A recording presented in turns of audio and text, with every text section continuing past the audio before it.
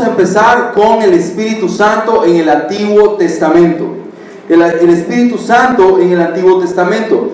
Nosotros pensamos rápidamente que el Espíritu Santo es algo del Nuevo Testamento, ¿sí?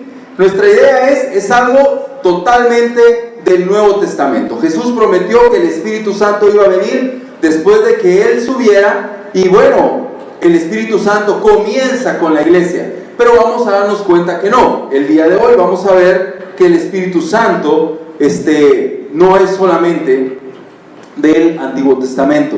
Entonces podemos ver algunos puntos. Hay una ambigüedad de términos que quiero que podamos aprender hoy, ¿verdad? Y que podamos ver hoy en esta ambigüedad de términos. Estudiar el Espíritu Santo en el Antiguo Testamento tiene un poquito de complejidad, ¿verdad?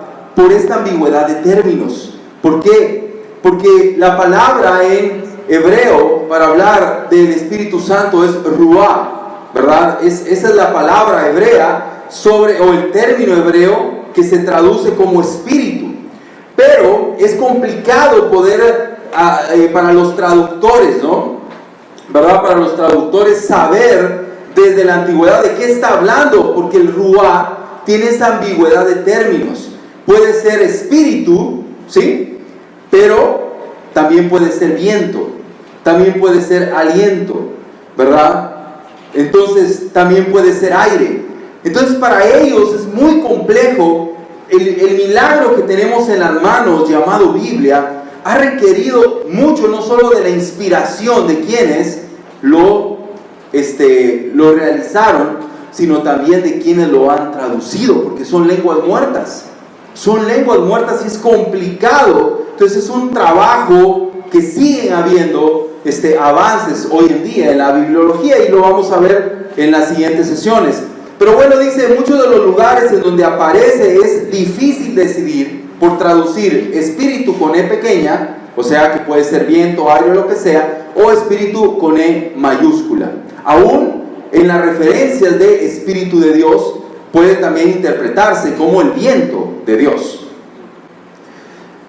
Génesis 1:2 dice, el viento de Dios se movía sobre la faz de las aguas, ¿sí? ¿De qué está hablando en Génesis 1:2? ¿Está hablando de viento, de aire? ¿O está hablando del espíritu? Porque hay unas versiones que traducen como espíritu. ¿De qué está hablando? Existe esa ambigüedad de términos, ¿verdad? Donde necesitamos de la ayuda de especialistas para saber de qué está hablando. Aquí hay otro ejemplo en Génesis 3:8. Paseándose por el jardín por el espíritu o viento, según la versión. Entonces tenemos esa ambigüedad. No sabemos al final a ciencia cierta de qué está hablando. Por eso necesitamos estudiar este tema. Vemos uno acá del ruah de Dios en Génesis 8:1. Después del diluvio, Dios hizo atravesar un ruah sobre la tierra. Usa esa palabra, ese término. Y ese ruah, ¿qué fue lo que hizo? Tuvo 4 resultados después del diluvio. Decrecieron las aguas, se cerraron las fuentes del abismo y las compuertas del cielo, y se detuvo la lluvia del cielo, y las aguas bajaron gradualmente. La Biblia dice que fue el ruah. ¿Qué fue? ¿Fue el Espíritu de Dios? Es lo que se cree. Entonces vemos la obra de Dios desde el inicio. ¿Qué es lo que Dios está haciendo? En Éxodo 10:13 dice que el ruah aparece como el elemento que trae las plagas que destruyen la naturaleza de Egipto. La palabra que se utiliza ahí y que se traduce en nuestras Biblias ahí en Éxodo 10:13 es ruah, ¿verdad? Es ese viento. ¿Fue el viento, fue el aire o fue el Espíritu de Dios el que trajo y se llevó las langostas? Es interesante pensar, porque nosotros leemos, es el aire. ¿Fue el aire o fue el Espíritu de Dios mismo el que las llevó? Dice que Moisés extendió su vara sobre Egipto y el Señor hizo conducir un viento, un ruah del oriente, trayendo langostas para destruir las plantaciones de Egipto. En el 19 dice, posteriormente el Señor cambió la dirección del viento de oriente a occidente y se llevó las langostas del mar. Veamos otro ejemplo ahora en el Nuevo Testamento sobre esta ambigüedad de términos. Vamos a entrar en materia, pero antes necesito que podamos ver esta parte de la ambigüedad de términos. En Juan 3:8, aunque es un ejemplo del Nuevo Testamento, Pero Jesús utiliza la misma dinámica, ¿verdad? En el pasaje que está él con Nicodemo, dice, el viento desde donde quiere sopla, y el sonido de él oyes, pero no sabes de dónde viene y a dónde va. Así es todo el que es nacido del Espíritu o viento. Jesús mismo utiliza un juego de palabras. Las palabras que tú ves, ¿verdad? Que es tu neuma, la primera palabra, y la segunda es neumatos, la segunda palabra. Jesús utiliza un juego de palabras, ¿verdad? Donde él mismo está usando la ambigüedad de términos. Por eso se llama neumatología la ciencia, porque neuma es espíritu, pero también que es cuando los que estudian los pulmones, ¿verdad? También utilizan la misma palabra, es neuma.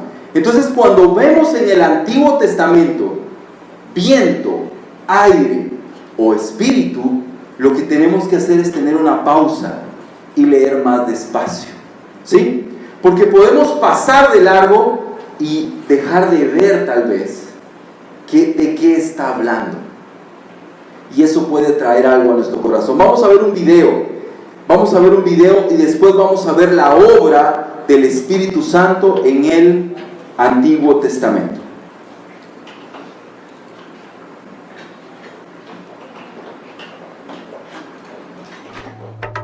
Si alguna vez has escuchado la frase el Espíritu Santo y quieres saber lo que significa, ¿por dónde tú empiezas? Tienes que empezar en la primera página de la Biblia, donde se presenta al mundo antes de Dios darle forma como un lugar oscuro y caótico. El Espíritu de Dios está ahí, sobre todo el caos, moviéndose, listo para traer vida, orden y belleza. Pero, ¿quién es el Espíritu de Dios? El Espíritu es la manera en que los autores bíblicos hablan de la presencia personal de Dios. La palabra hebrea es ruach. Ruach. Tienes que carraspear al final. Entonces, ¿qué es? Ruach puede referirse a diferentes cosas, pero lo que todas tienen en común es energía. Energía. ¿Cómo es eso? Hay una energía invisible que hace que las nubes se muevan o que se mezan las ramas de los árboles. Sí, el viento. En hebreo, eso es ruach. Ahora respira profundamente. ¿Sientes eso dentro de ti? Sí, el aire. Específicamente, la energía. La vitalidad en tu cuerpo que obtienes de respirar profundamente. Eso también es ruach. Esta es la misma palabra que se utiliza en la Biblia para describir la presencia personal de Dios. Así como el viento y el aliento son invisibles, el Espíritu de Dios es invisible. El viento es poderoso y el Espíritu de Dios es poderoso. Así como el aliento nos mantiene con vida, el Espíritu de Dios sustenta toda la vida. Sí, ruach. Mientras continuamos a través de la historia bíblica, vemos al ruach de Dios dando capacidades especiales a las personas para hacer tareas específicas. La primera persona en la Biblia a la que le sucede esto es a José. El Espíritu de Dios le da la capacidad de entender e interpretar sueños. Y luego le sucede a un hombre llamado Bezaleel, quien es un gran artista. El Espíritu de Dios le da sabiduría y habilidades. Se le da un genio creativo para hacer cosas hermosas en el tabernáculo. También vemos el ruach de Dios habilitar a un grupo de personas llamadas los profetas. Ellos son capaces de ver lo que está sucediendo en la historia desde el punto de vista de Dios. Exactamente. Este es el problema, como lo vieron los profetas. Aunque el ruach de Dios había creado un mundo realmente bueno, los humanos habían cedido al mal. Habían desatado el caos en él a través de su injusticia. Un nuevo tipo de desorden. Sí, y los profetas anunciaron que el Espíritu vendría, así como en Génesis 1. Pero ahora, para transformar el corazón del hombre, para capacitar a la gente, para amar a Dios y a los demás. ¿Cómo sucederá esta nueva obra del Espíritu de Dios? Pasan los siglos y se nos presenta a Jesús. Al principio de su misión, hay una hermosa escena en la que Jesús está siendo bautizado en las aguas del río Jordán. El cielo se abre y el Espíritu de Dios baja y se posa sobre él como un ave. La historia está diciendo que el Espíritu de Dios está capacitando a Jesús para empezar la nueva creación. Vemos que esto sucede cuando Él sana a las personas o les perdona sus pecados. Él está creando vida donde antes había muerte. Los líderes religiosos de Israel se opusieron a Jesús y eventualmente lo mandan a matar. Pero incluso ahí, el Espíritu de Dios está obrando.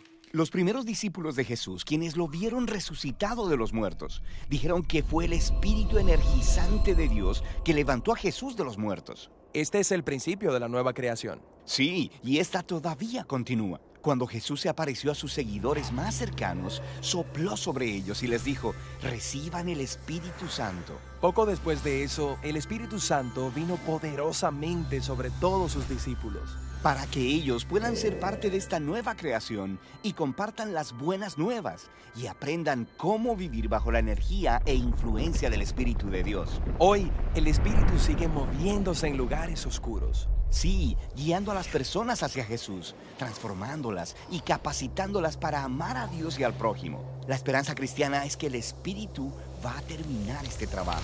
La historia de la Biblia termina con la visión de una nueva humanidad viviendo en un mundo nuevo, permeado por el amor de Dios y por su Espíritu dador de vida. El Espíritu Santo es definitivamente la persona de la Trinidad con quien menos nosotros nos sentimos identificados, ¿verdad? Y nosotros como iglesias de Cristo Internacional, al no estar de acuerdo en los movimientos pentecostales, podemos irnos al otro extremo, ¿no? ¿Verdad? Donde realmente el Espíritu Santo no es algo que nosotros, nuestro enfoque es más Jesús, ¿sí? Estamos más enfocados en Jesucristo, estamos más enfocados en ser discípulos de Jesús y podemos olvidar el Espíritu, ¿verdad? Piensa en tu oración de hoy en la mañana, ¿quién oró al Espíritu? ¿Quién le dijo algo al Espíritu Santo? ¿Verdad? ¿O quién le pidió a Dios, dame más de tu Espíritu, lléname de tu Espíritu? ¿Verdad? O sea, realmente no estamos tan conscientes y a pesar de eso, es la persona de la Trinidad con la que más contacto tenemos, ¿verdad? Es con la persona de la Trinidad con quien realmente estamos unidos. Por eso aprender del Espíritu va a transformar nuestra vida, ¿verdad? Y va a cambiarnos desde el interior. Vamos a ver la obra del Espíritu Santo y vamos a empezar rápidamente en la creación, ¿sí? Vamos a empezar en la creación. Como vimos ya, la primera mención del Espíritu está en Génesis 1:2, ¿verdad? ¿Y cuál es el contexto? Era un caos, ¿verdad? Era un caos total, ¿verdad? Y Dios creó los cielos y Dios creó la tierra, ¿verdad? Y en ese contexto de desolación total y de desorden, súbitamente, ¿verdad?, aparece y se hace la referencia al Espíritu. Era un caos, ¿sí? Era un caos, aparece el Espíritu y es transformado, ¿sí? Es creado algo nuevo. Piensa en nosotros. Podemos tener un caos en nuestra vida, el Espíritu llega y puede crear algo nuevo dentro de nosotros. Aquí vemos algunos términos importantes. ¿Pueden cambiar la siguiente, por favor?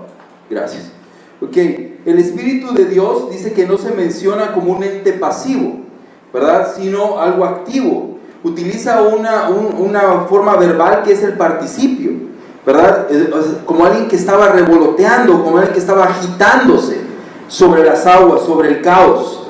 Y el Espíritu de Dios estaba presente activamente, ¿verdad? Dice que su rostro estaba en el agua. El versículo 3 de Génesis 1 dice que después de mencionarse al Espíritu de Dios, entra en escena la palabra creadora. Es importante algunos puntos. Tú ves todo lo que Dios crea, ¿sí? ¿Qué crea primero? Sí, la luz, los cielos, todo. Pero nunca crea el viento. El viento no es parte de su creación, porque el viento antecede a la creación. El Espíritu antecede no solo la creación, sino también antecede a la palabra creadora. O sea, el Espíritu está ahí porque es eterno, pero es el ente creador. Aunque es la palabra de Dios, es el ente creador. El mundo que tenemos fue creado por Dios por medio de Jesucristo, pero a través o por el Espíritu. El Espíritu es quien creó lo que nosotros tenemos. Algunos puntos importantes sobre el Espíritu creador. Uno es de Dios, ¿verdad? Es el Ruá de Dios. Número 2, es anterior a la creación. Está antes de la creación. Número 3, está ligado a la creación. No está fuera de la creación, sino está totalmente ligado a ella. y antecede a la palabra creadora, porque todo fue creado por la palabra de Dios, y fue creado los cielos, fue creado la palabra de Dios, pero el Espíritu estaba antes que todo eso. O sea, el Espíritu está dentro y es parte principal de la creación. Veamos una escritura en Job 33:4. Job es el primer libro de la Biblia, no es Génesis. El primer libro de la Biblia es Job, ¿verdad? Porque Job vivió en la época de los patriarcas. Él vivió más o menos por ahí en la época de Abraham, ¿verdad? Entonces su libro, o el libro que lleva su nombre, fue el primer libro escrito, porque el Pentateuco fue escrito por Moisés cientos de años después. Entonces es muy primitivo si lo queremos ver. Cuando está Job, por eso Job es muy valioso ese libro, porque no existía la ley. No existía la ley cuando se escribió Job, cuando se vivió lo de Job, y ve la calidad moral que estos hombres tenían. No habían mandamientos, no habían decretos, y estos hombres tenían un conocimiento tan claro de lo que era el bien y lo que era el mal, y era una generación muy primitiva, pero tenían ese conocimiento, y en ese conocimiento, por eso Job es un libro de sabiduría. 33:4 dice: el Espíritu de Dios me ha creado, y el aliento del Todopoderoso me da vida. O sea, para Job, ¿quién lo había creado? ¿Quién? El aliento del Todopoderoso. En su mente aún tan primitiva, Job entendía la creación es por medio del Espíritu de Dios. Aquí hay un paralelismo donde se deduce el hálito de Dios, de la vida de Dios, y que fue esa la que dio vida, la que infundió vida al ser humano. Por eso el ser humano es el soplo de Dios. ¿Sí? Entonces así lo veía Job en esa parte. Siguiente diapositiva, por favor. Gracias. En conclusión, si no hay Ruach, no hay vida. Entonces la pregunta es: ¿una persona que está viva, aunque no sea cristiano, tiene algo del Ruach de Dios? O sea, si lo vemos desde el punto de vista de la creación, todo ser vivo tiene el Espíritu de Dios. Tal vez manifestaciones, ¿verdad? Y lo vamos a ver más adelante en la segunda parte, pero sí tiene el Espíritu de Dios. Y cuando el Espíritu es quitado, esa persona muere. También en el Salmo 104, versículos 29 y 30 dice, mira lo que dice el salmista: pero si te alejas de ellos, se llenan de pánico, dice. Cuando les quitas el aliento, mueren y vuelven otra vez al polvo. Mira el salmista, si tú le quitas el aliento, ¿verdad? Si tú les quitas el aliento, ellos mueren. La creación está ligada al Espíritu. Versículo, y no solo la creación, sino la renovación de la creación. El mismo Salmo 104, versículo 30, dice: pero si envías tu Espíritu, son creados, y se renueva la faz de la tierra. Toda esa etapa de renovación y de evolución es creada por el Espíritu Santo, dice el salmista en el Salmo 104. Aún si alguien no es creacionista, sino es alguien que piensa en la evolución, aún dentro de una escala de evolución está el Espíritu Santo. Es Dios no solo el creador, sino también es Dios el sustentador y el renovador de toda la creación. Amén. Entonces vemos al Espíritu como algo importante en la vida de este planeta. Siguiente, el Espíritu Santo y la revelación, ¿verdad? El Antiguo Testamento, pues obviamente hay revelación. Y cuando hablamos de revelación es que el Espíritu es el que habla a las personas y les da un mensaje, ¿verdad? Dice Hebreos 1.1, ¿verdad? En el inicio de Hebreos 1.1 dice que Dios habló muchas veces y de diversas maneras a nuestros antepasados por medio de los profetas. Dios habló de diversas maneras y de diversas formas en el pasado. Hubo una revelación oral, ¿verdad? donde Dios habló directamente a través de él.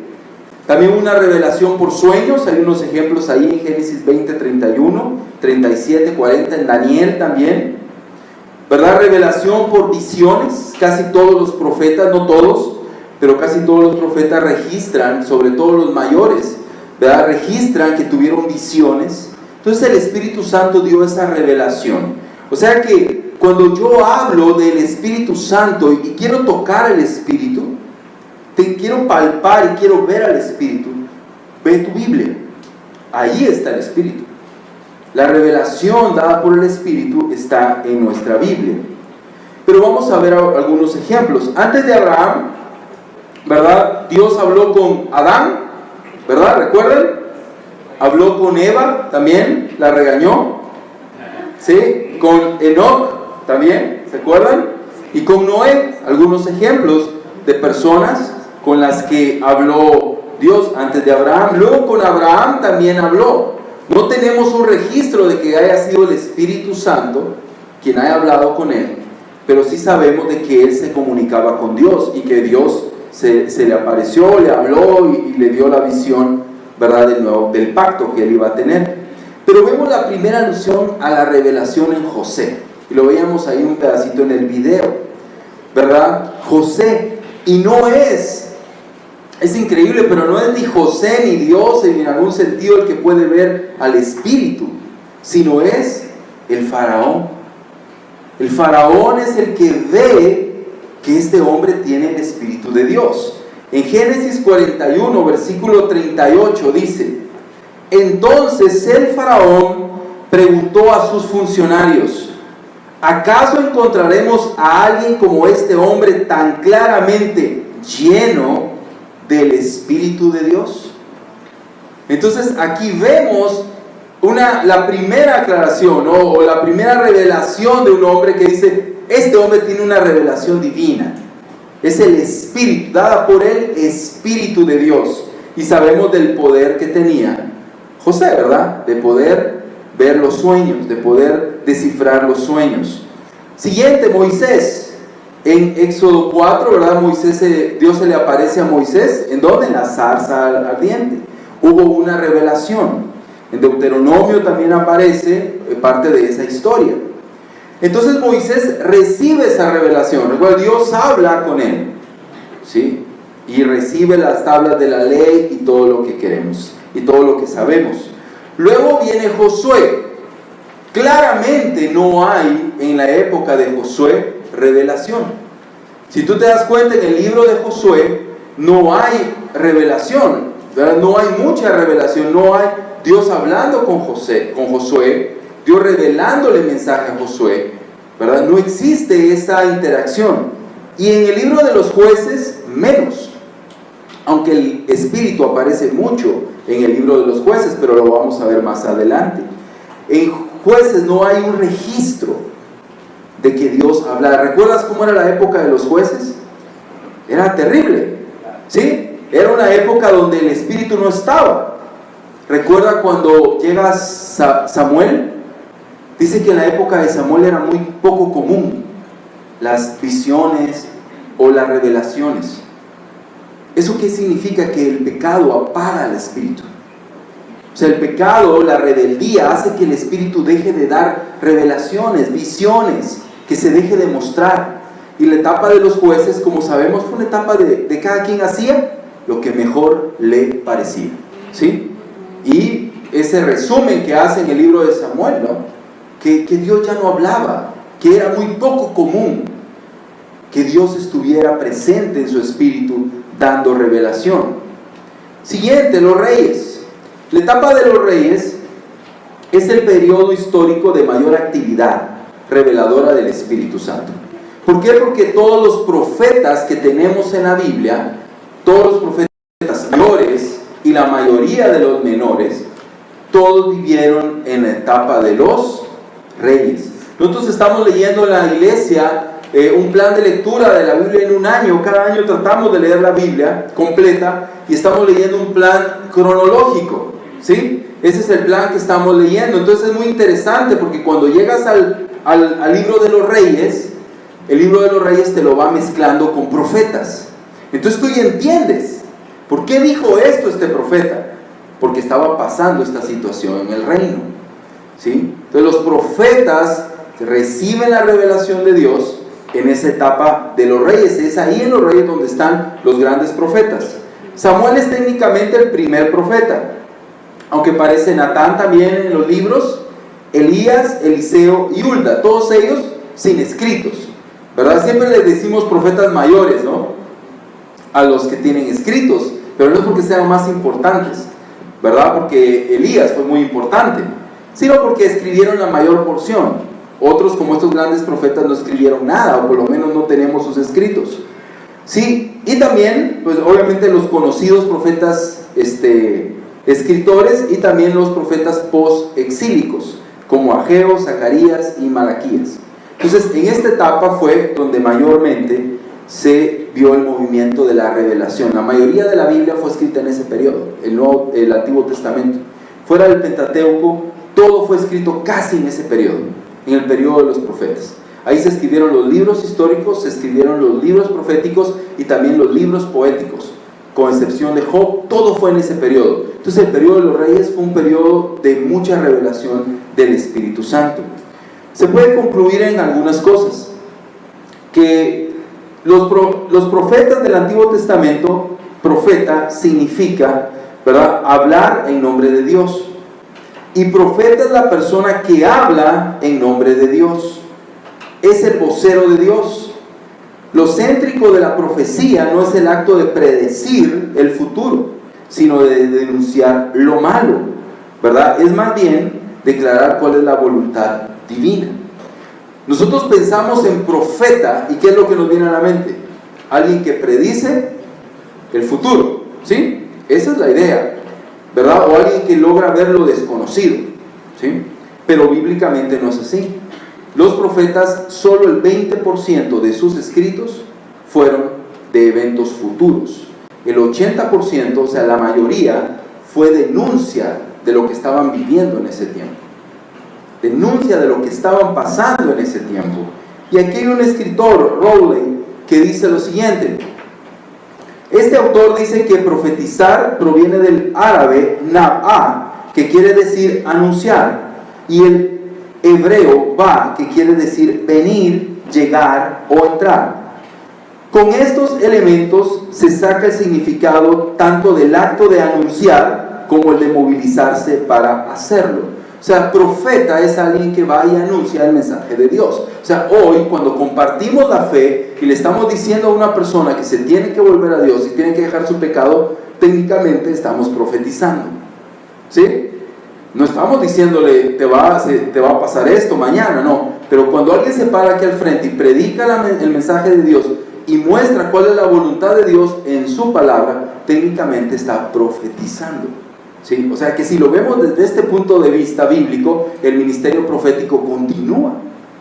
No porque estamos añadiendo palabra de Dios, sino porque la palabra de Dios que ya tenemos revelada, la estamos transmitiendo a los demás. ¿Alguna pregunta hasta aquí? ¿Todo entendido o no entendieron nada, verdad? Cualquiera de las dos. Ok, siguiente, sí. Mira, cuando tú decías que el Espíritu Santo estaba en todas las personas y nos preguntabas que si estábamos de acuerdo que estaba en todas las personas. Tú decías que sí. Sí, como ente creador, sí. ¿Sí? Porque todo lo que tiene vida, ¿verdad?, tiene parte de Dios. ¿Sí? Pero no está lleno del Espíritu Santo, ni tiene el sello del Espíritu, ni ha sido regenerado por el Espíritu. Pero toda persona que está viva, no significa que es salva, ¿no? Pero toda persona viva, como lo vemos en la creación, toda persona viva, y como lo veía Job y los salmistas, toda persona viva, todo ser vivo, una planta, todo lo que está vivo, tiene el Espíritu de Dios, ¿sí? Porque es el creador, ¿ya? En ese sentido. Te preguntaba porque en la historia de Samuel dice que cuando Saúl pecó, el Espíritu Santo se apartó de Saúl. El espíritu malo de parte de Dios llegó con él. Entonces, por eso me entró la duda. O sea, claro. El Espíritu Santo no puede estar en alguien que está viviendo mal. Por eso te digo, es parte de la creación, como aire creador, como viento, como ese ente creador, pero no con esa llenura del Espíritu, y lo vamos a ver más adelante, pero son como dos cosas diferentes. Pero todo ser humano tiene de Dios, porque fue creado por Dios a través de su Espíritu, pero no está lleno del Espíritu, no tiene el sello del Espíritu, no ha sido bautizado en el Espíritu, ¿verdad? Y no está siendo regenerado por el Espíritu, ¿verdad? Son dos cosas completamente diferentes que lo vamos a ver más adelante. Un ejemplo son los jueces, y es lo que vamos a ver ahorita, porque los jueces fueron súper pecadores, ¿sí? Pero tenían presencia del Espíritu en sus vidas. Entonces pensamos, ¿qué está sucediendo ahí? ¿Verdad? ¿Qué está sucediendo ahí? Y entonces vamos a ir. ¿Había otra pregunta por acá? ¿No? ¿Ok? La siguiente es la capacitación, ¿verdad? Y esto es vital, esta parte, porque el Espíritu Santo en el Antiguo Testamento, ya hablando no de la creación, ¿verdad? No de ese ente creador, sino de ese ente que vive, convive con la persona, lo capacita, lo ayuda en su diario vivir, es súper interesante en el Antiguo Testamento. Porque aunque Jesús prometió el Espíritu Santo, vemos que el Espíritu Santo estaba presente en ciertos eventos importantes. ¿Qué hacía el Espíritu Santo en el Antiguo Testamento? No vivía en las personas normalmente, sino llegaba y después se iba, ¿sí? Llegaba y hacían algo, cumplían una misión, y ya que la cumplieron, se iba, no vivía con ellos, no vivía en ellos, como Dios nos lo prometió en el Nuevo Testamento, ¿verdad? Y vamos a ver en cuanto a su capacitación.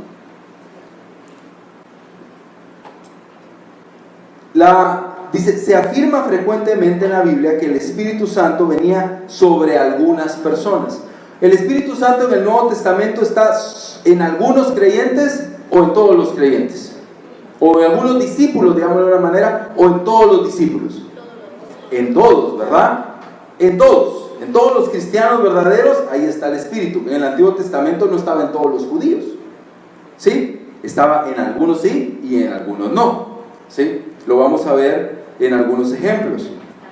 Entonces dice que el Espíritu Santo venía sobre algunas personas en tiempos del Antiguo Testamento, ¿verdad? Pero después los dejaba. Podemos demostrar que ninguno de esos casos se refería a la salvación. No significa que porque el Espíritu llegaba con cierta persona, esa persona ya era salva o esa persona estaba bien con Dios, ¿sí? Pero Dios quería cumplir una misión a través de esa persona. Y esto es importante saberlo, porque uno puede decir, si yo me comparo con Sansón, yo soy una mansa paloma, ¿sí? Y él tenía el Espíritu Santo, y yo, ¿por qué no lo voy a tener? ¿Sí? Puedo comparar, puedo usar esos ejemplos aún para justificar mi estilo de vida, pero no es lo que la Biblia nos enseña. Hay varias áreas donde el Espíritu vino y capacitó a las personas. La primera área, la intelectual, ¿sí? El Espíritu Santo capacitó a las personas intelectualmente.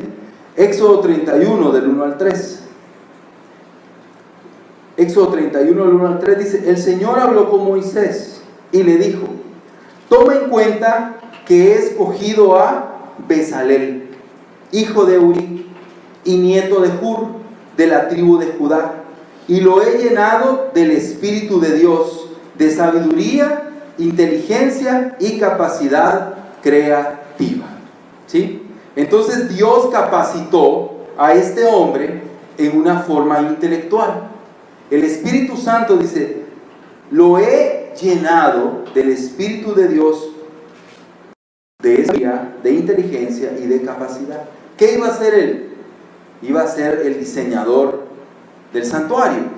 Entonces Dios, a través de su Espíritu, capacitó a este hombre para que él pudiera cumplir con esa misión. Es muy probable que cuando terminó de cumplir la misión, el Espíritu ya no estaba con él, porque solo llegó y lo capacitó para esa función. También pasó con los reyes. ¿Recuerdan? Cuando un rey era ungido, ¿qué pasaba? El Espíritu lo llenaba. ¿Recuerdan a Saúl? Saúl hasta profetizó, pero sabemos que su vida se descarrió, y lo que decía nuestra hermana, el Espíritu de Dios se fue. Pero vemos claramente que cuando fue ungido, el Espíritu de Dios llegó. ¿Sí? Entonces el Espíritu los capacitaba para una función específica. ¿Qué pasaba con Sansón? El Espíritu llegaba, lo llenaba de fuerza, hacía una matazón y después el Espíritu se iba. ¿Sí? Y después él vivía mal. Su voto de Nazareno no le importó, quebró todo. Absolutamente todo lo que un nazareno tenía, él lo quebró. Pero cuando necesitaba Dios usarlo, lo utilizaba. Pero no significa que estaba de acuerdo con su estilo de vida. Solo lo capacitaba para cumplir con una función. La segunda es, el Espíritu también capacitaba en el Antiguo Testamento moralmente. Y es mucho más claro en el Nuevo Testamento, ¿verdad? Lo vamos a ver mañana. Pero lo capacitaba moralmente. ¿Recuerdan a David? El Salmo 51:11, él dice: no me alejes de tu presencia, ni me quites tu Santo Espíritu. Él está pidiendo a Dios el Espíritu Santo para que lo pueda llenar y le pueda permitir él volver a tener esa vida moral que a Dios le agradaba. ¿Sí? Entonces el Espíritu de Dios también capacitaba en esa área. Y también, más específicamente en el área oficial, el Espíritu Santo también capacitaba en esa área, ¿verdad? Entonces el Espíritu del Señor vendrá sobre ti con poder, y tú profetizarás con ellos y serás una nueva persona. ¿Con quién está hablando? Con Saúl. Está Samuel hablando a Saúl, ¿verdad? Cuando empezaba un rey ordenado por Dios, porque sabemos que hubieron muchísimos reyes que no fueron ordenados por Dios, pero cuando había reyes ungidos por Dios, el Espíritu llegaba y los capacitaba. Entonces el Espíritu Santo en el Antiguo Testamento capacitaba a las personas para que cumplieran cierta función, ¿sí? Y luego se alejaba. Por eso te digo, en el Antiguo Testamento es un poco complicado sacar una teología del Espíritu, por eso tenemos el Nuevo, pero podemos aprender mucho de la obra del Espíritu. Aquí hay una tabla, no sé si van a poder verla, ¿verdad? Pero hay varios ejemplos, ¿verdad? Vamos a tener todas las presentaciones y todo ahí en cabina y algunos otros artículos que les puedan servir para ampliar todo esto. Pero aquí vemos una tabla donde hay estos hombres de Dios y vemos la manifestación del Espíritu Santo y vemos el propósito por el cual el Espíritu los capacitó. Un ejemplo, Samuel, el propósito del Espíritu fue la instrucción del pueblo. Saúl, ¿verdad? Para dar testimonio de su elección. David, ¿verdad? Claramente no profetizó, aunque fue un escritor bíblico. Elías derrotó a los profetas de Baal, ¿recuerdas? Dios lo llenó del Espíritu. Imagínate matar 450 hombres, él solo. ¿Tú crees que con su fuerza podía hacerlo? No, necesitó el Espíritu de Dios para poder matar a todos esos profetas, ¿verdad? José, la administración de Egipto. Bezalel, ya lo vimos. Los 70 ancianos fueron llenos del Espíritu. ¿Para qué? Para poder dirigir, para poder apoyar a Moisés. Ellos fueron capacitados por el Espíritu Santo. Otoniel y Gedeón para gobernar Israel. Jefté también para gobernar Israel. Y Sansón, su fuerza física, ¿no? Para vencer a los filisteos.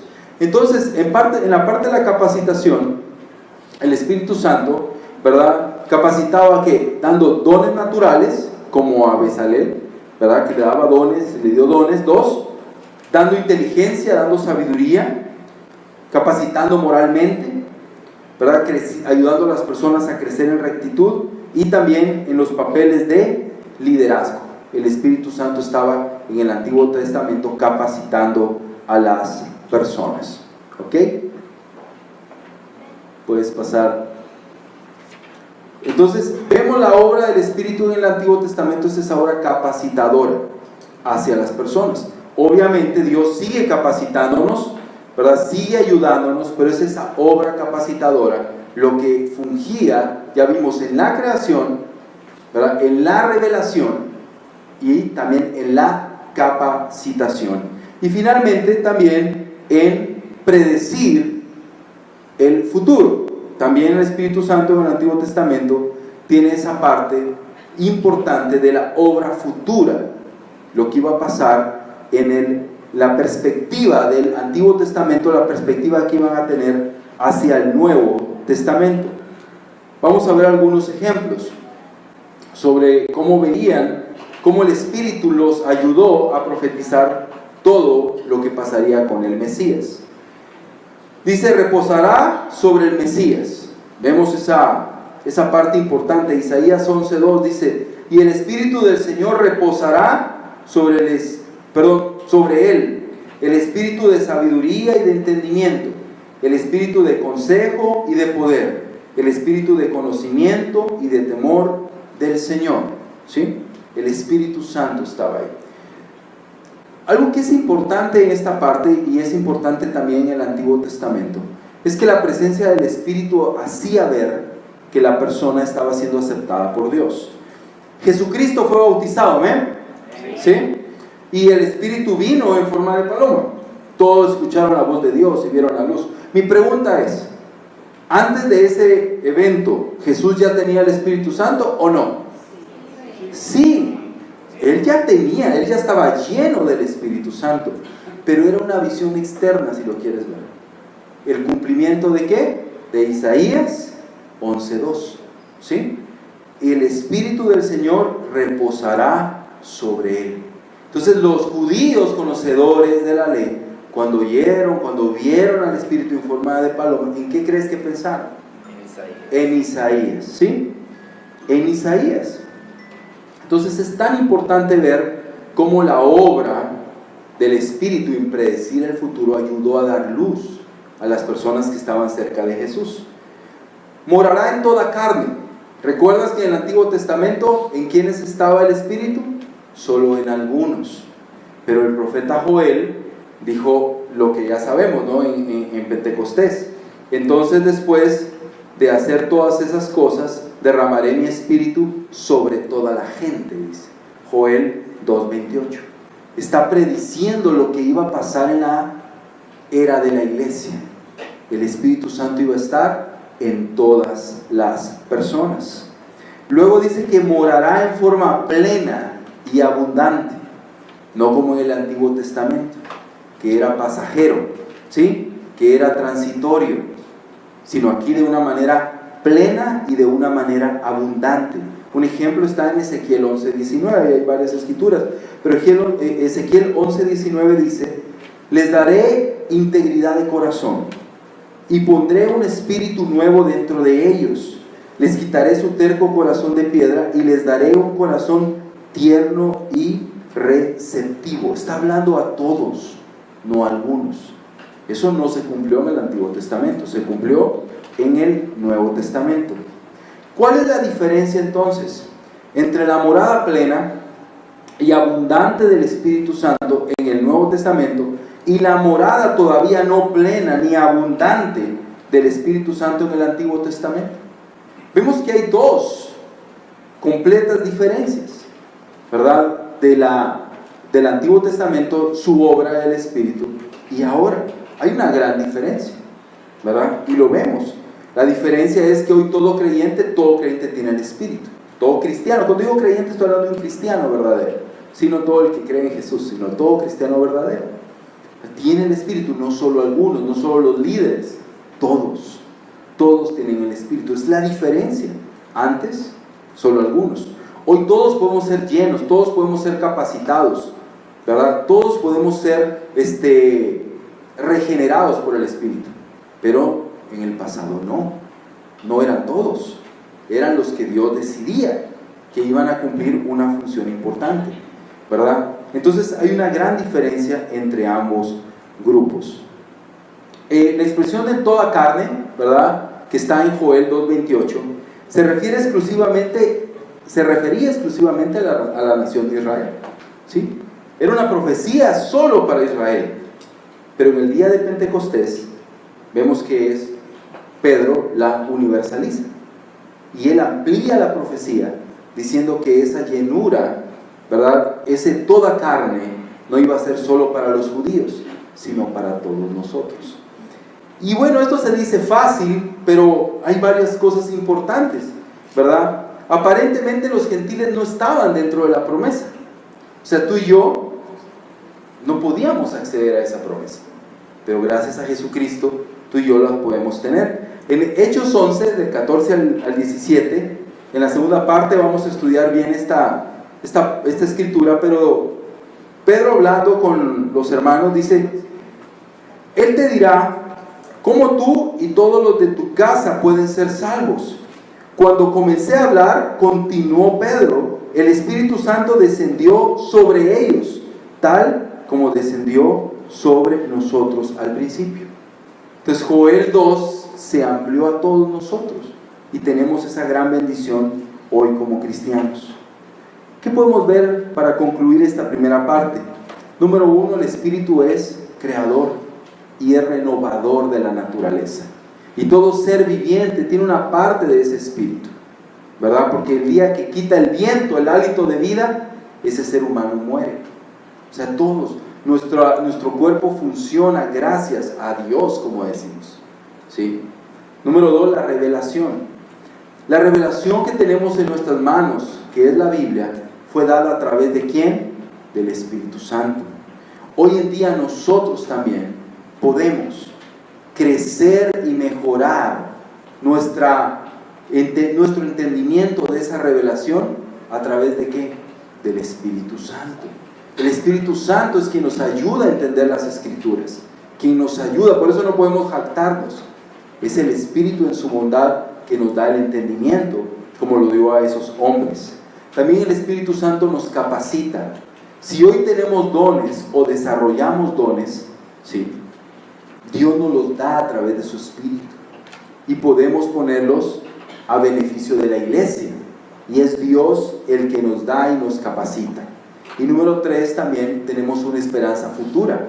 Aunque muchas profecías ya se cumplieron, tenemos muchas todavía que no se han cumplido, y el Espíritu nos muestra y nos ayuda nos ayuda a perseverar para el cumplimiento de esa obra futura, para que así como este hombre, nosotros podamos vivir. Este hombre es uno de los ejemplos, el ejemplo de que el Espíritu estaba con él por una sola razón, por un solo instante, un solo momento en su vida, y es Simeón. En ese tiempo había en Jerusalén un hombre llamado Simeón. Era justo y devoto, y esperaba con anhelo que llegara el Mesías y rescatara a Israel. El Espíritu Santo estaba sobre él. ¿Para qué estaba el Espíritu sobre Simeón? No dice en Simeón, dice sobre. ¿Pero por qué estaba el Espíritu? ¿Cuál era la función de este hombre? Ser testigo. Ajá, ¿qué iba a hacer? Él iba a reconocer. Ese era. El Espíritu lo capacitó para ese momento. Solo el momento de él decir: Él es el Mesías, Él es el Salvador, Él es. Y el Espíritu nos va a capacitar a nosotros para el día que nuestro Señor vuelva a venir, ¿sí? Y nos va a preservar para que nosotros también, como Simeón, digamos: Él es, ahí está el que nos rescata.